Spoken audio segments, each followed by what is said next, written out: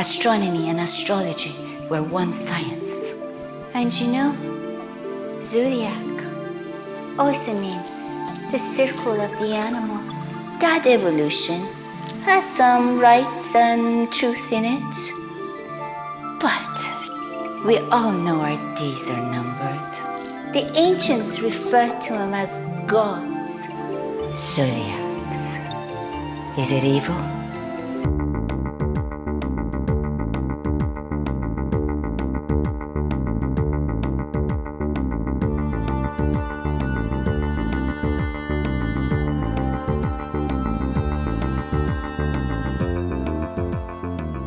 Could signs be evil? I don't think so. The Bible refers to signs in the book of Genesis. When God set the seasons and the cycles of the seasons and the stars above the moon and the sun, and he called it, let it be for signs and seasons. I always thought that word sign in the midst of astronomical phenomenon is out of touch. Is it out of touch? Or did it take a future generation to understand the true meaning of the zodiac? The wonders of nature, they bring the mystery of unlimited world of possibilities. When we walk to a zoo, we see all kinds of different creatures.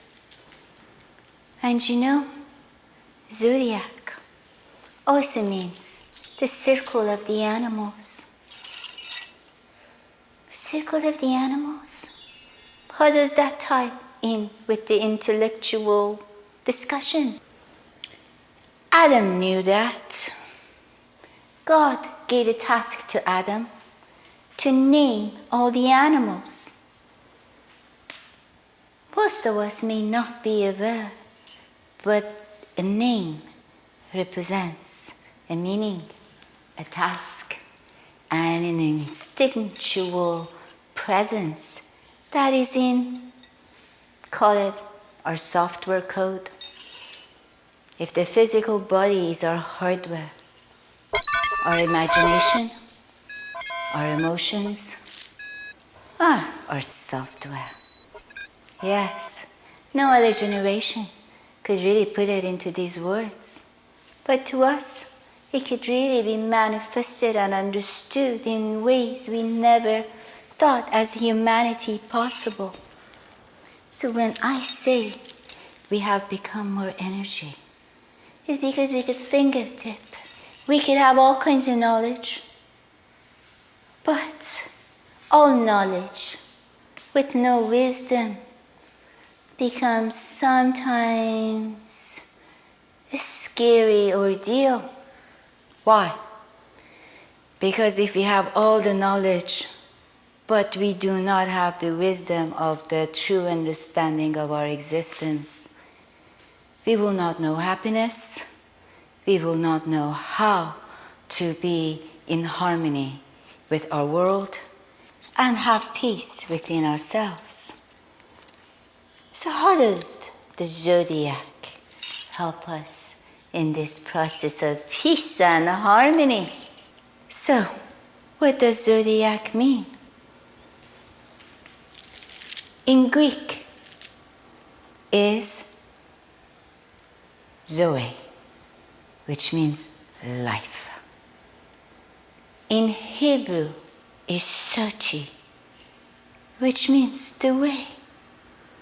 Languages have a profound mystery if we can just tune in and know the differences and how they explain the same meaning of the word zodiac. And not just zodiac, for so much.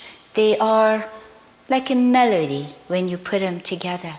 They bring a bigger message, a higher message into focus. So Zodiac, talking about focus, is what focuses our human evolutionary growth process. What do I mean by evolutionary growth process? We all thought evolution was when we became biologically human from the animal kingdom. No, that's not what I'm referring to. Biologically, that evolution has some rights and truth in it. But spiritually, we were made in the image of God. Not a creation was that made in that same image. What does it mean to be in the image of the living God? Yes, Zodiac is that mystery that guides our pathway to understanding. The Magi's knew that mystery. They followed the star to the newborn king. Yes, he was being born as a human. So what does it mean for the rest of us?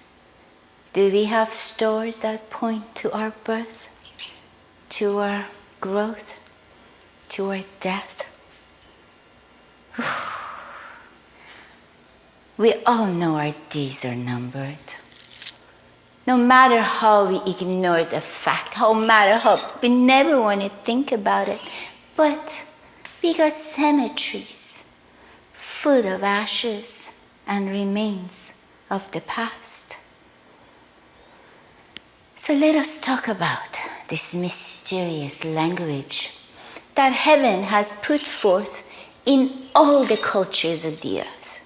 From the beginning of time, the one thing that every culture, every language, every race agrees on the face of the earth is the language that stars brought forth.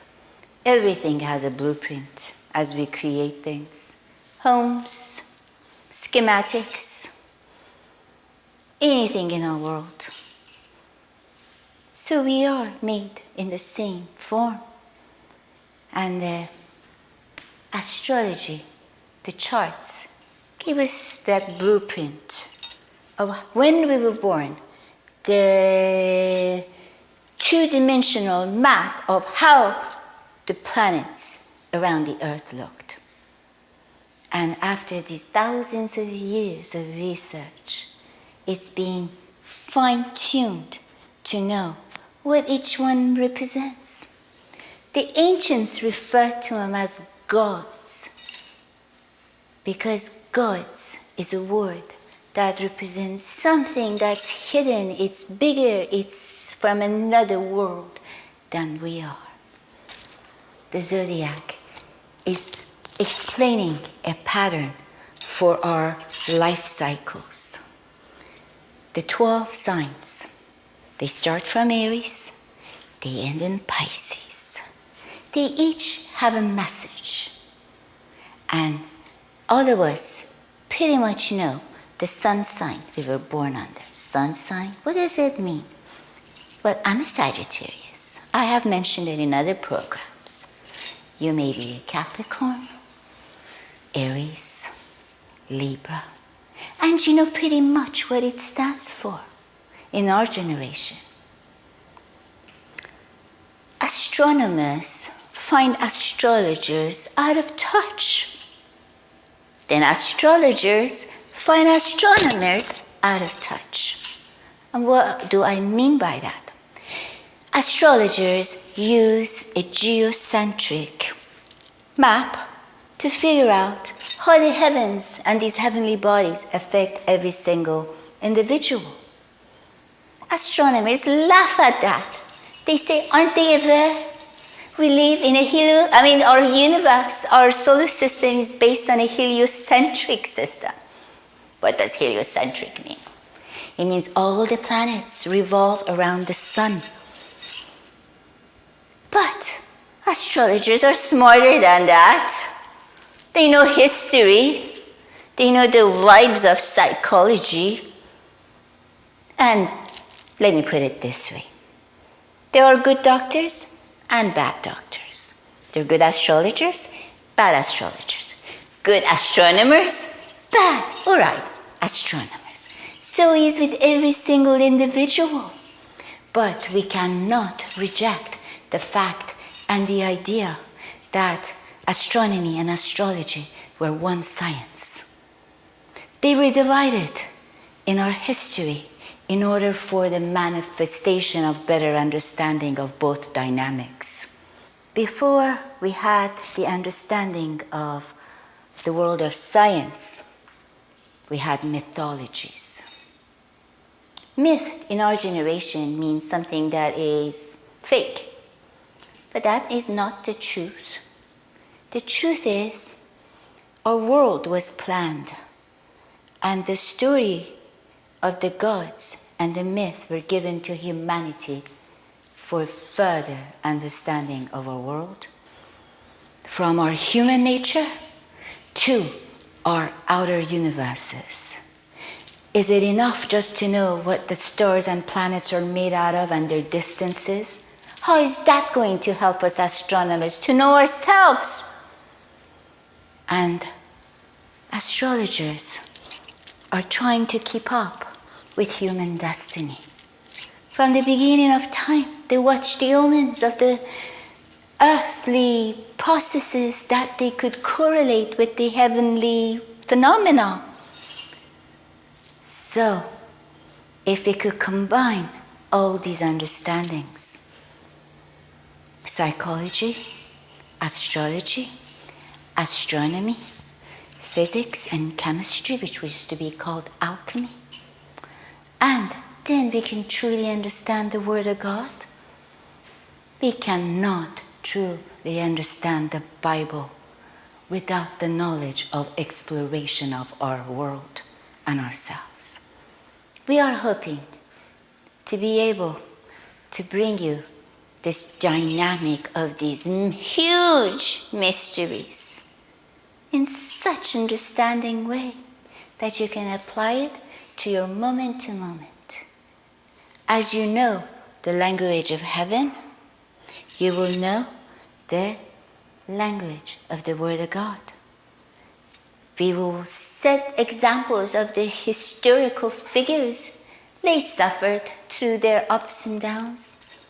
Let us learn and digest it and apply it so we can become stronger, more valiant in our steps of daily life. The Bible is supposed to be a book that is alive. It's like knock. Jesus says, I'm knocking at the door of your heart. Open your heart. Let me come in and have supper with you. Have supper with you means let's have a date. Yes. Are you ready to have a date with the Maker? To know what you're made of?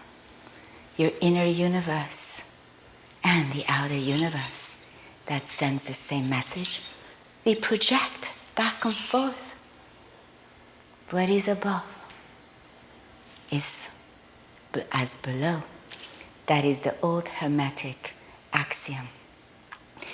So let's connect, not just to our inner universe, but let's learn from our other world, which astrology teaches through our relationships, and astronomy teaches through physics of impossible understanding of other worlds.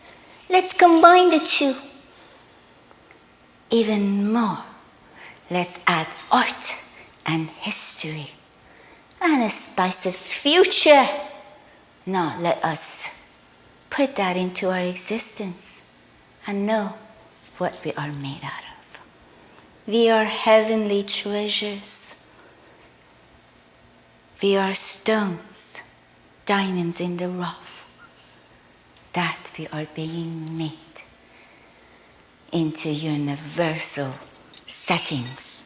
Like Tiffany's display is going to be put into shame when the heavenly display displays every single one of us on that day, which we think of it as the Judgment Day, but it's really more than that.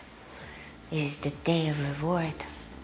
It's the day that we will be eternal beings, comfortable in the abode of the lights of universal existence.